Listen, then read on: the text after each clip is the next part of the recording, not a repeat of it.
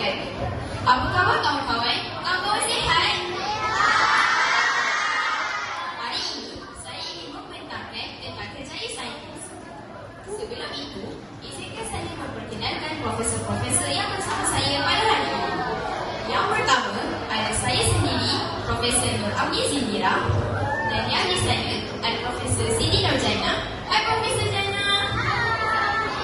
Di sebelah saya ada Profesor Adnan Hadi, dan yang terakhir ada Profesor Dani. Mana Profesor Dani ni? Profesor Dani ni kan suka betul lah buat hal. Tak apalah kawan-kawan, mari kita teruskan. Apa itu saintis? Kawan-kawan nak tahu tak saintis itu apa?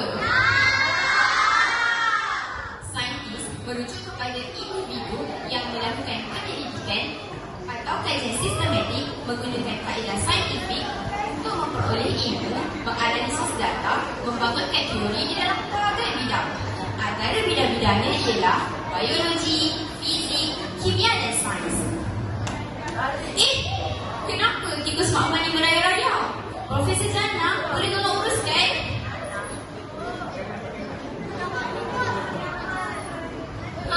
Dapat pun tikus ni. Saya suntik tikus ni. Profesor Awi, apa kita nak buat dengan tikus ni? Boleh tak awak tolong bawa tikus tu dekat dalam sangka uji kaji? Baiklah Profesor Awi.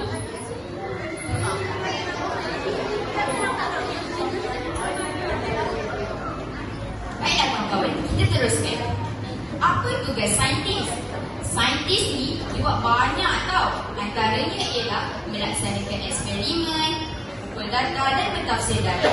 Yang ketiga, saintis membangunkan teknologi. Dan yang terakhir, saintis juga menyediakan laporan saintifik. Mana Profesor Jana ni?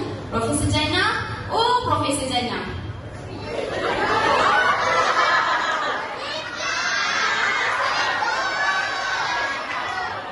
Profesor Awi, itu dah besar lah. Macam mana tikus lagi besar macam ni?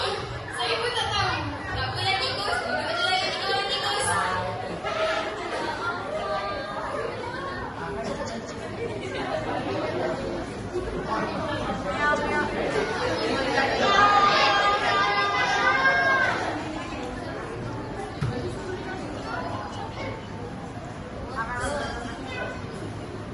Profesor, saya pun nak jadi saintis juga. Baguslah tikus ni nak jadi saintis. Profesor, kalau saya nak jadi saintis, nanti saya nak masuk universiti yang mana? Saya nak belajar apa? Kalau kawan-kawan nak jadi saintis, kawan-kawan boleh belajar bidang STEM dan keras sains. Di dalam bidang STEM, kawan-kawan akan belajar sains, teknologi, kejuruteraan dan matematik.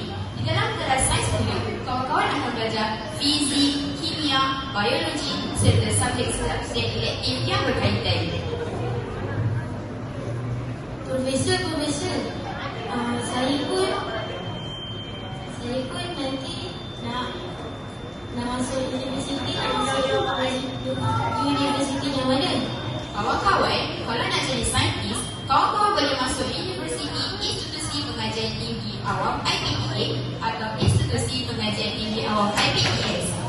Di dalam IPTA, kawan-kawan boleh masuk UM, UKM, UTM, UITM, USM. Di dalam IPTS pula, kawan-kawan boleh masuk MSU, UNITA, UNITEL, UKL serta banyak lagi IPTA atau IPTS boleh dirujuk melalui laman web Kementerian Pengajian Tinggi.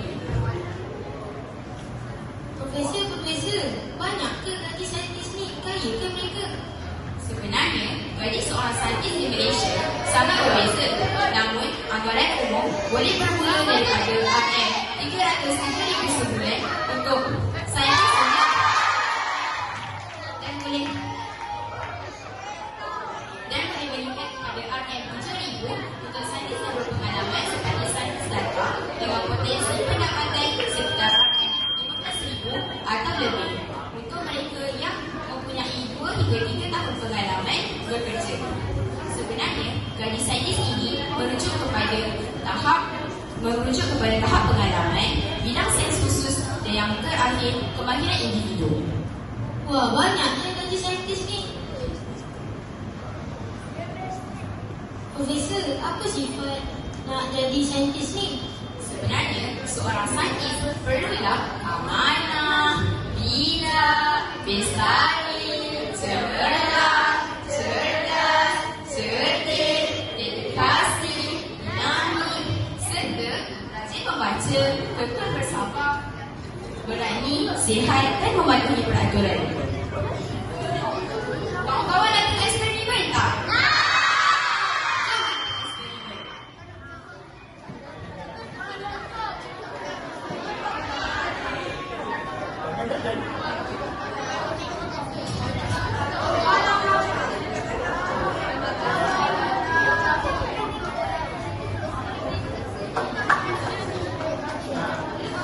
Kawan-kawan dah bersedia? Profesor dah bersedia, Profesor? Okay, jom kita kira sama-sama. 3, 2, 1.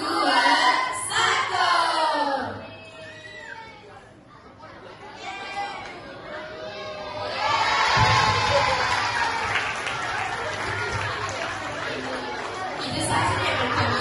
Sekian wabillahi taufiq wal hidayah. Wassalamualaikum warahmatullahi wabarakatuh.